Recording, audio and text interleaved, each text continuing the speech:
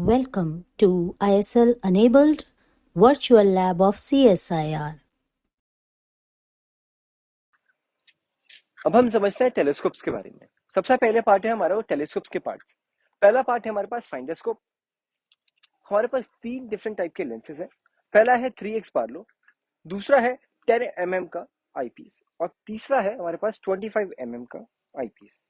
अब 3x Barlow को use करने के लिए इसमें हमें 25 mm डाल देना होता है या फिर आप 10 mm भी डाल सकते हैं, जो भी आपको लेंस बेस्ट लगे। लेकिन हमेशा जब भी हम ऑब्जर्वेशंस करें तो सबसे पहले हमें 25 mm ही यूज करना है। 25 mm का बेनिफिट यह है कि वाइड फील्ड एंगल व्यू देता है। तो इसको ऐसे डाल के इसको हम थोड़ा सा इसका निप्स खोलेंगे। निप खोलने के बाद इसके हम ऐसे जाएंगे। अब ये रेडी टू यूज हो गया। लेकिन हम हमेशा जब भी ऑब्जेक्ट को देखना हो सबसे पहला व्यू हम हमेशा 25 mm डालेंगे।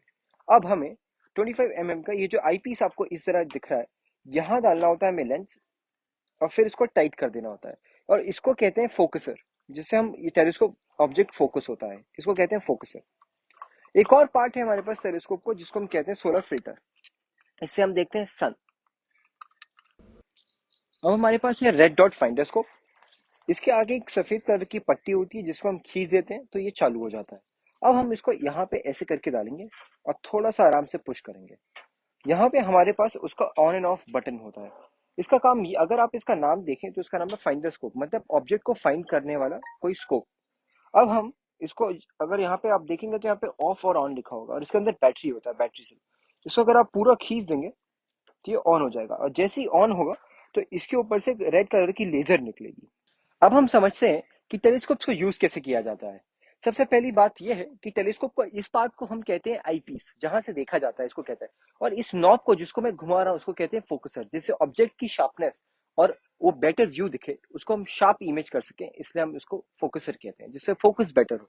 इस ट्यूब को हम कहते हैं ऑप्टिकल ट्यूब, और जिस पे टेलीस्कोप खड़ा है उसको कहते हैं माउंट, और इस माउंट को कहते हैं डॉब्सोनियन माउंट। सर जॉन डॉब्सन ने बनाया था, इसलिए उसको डॉब्सोनियन माउंट कहा जाता है।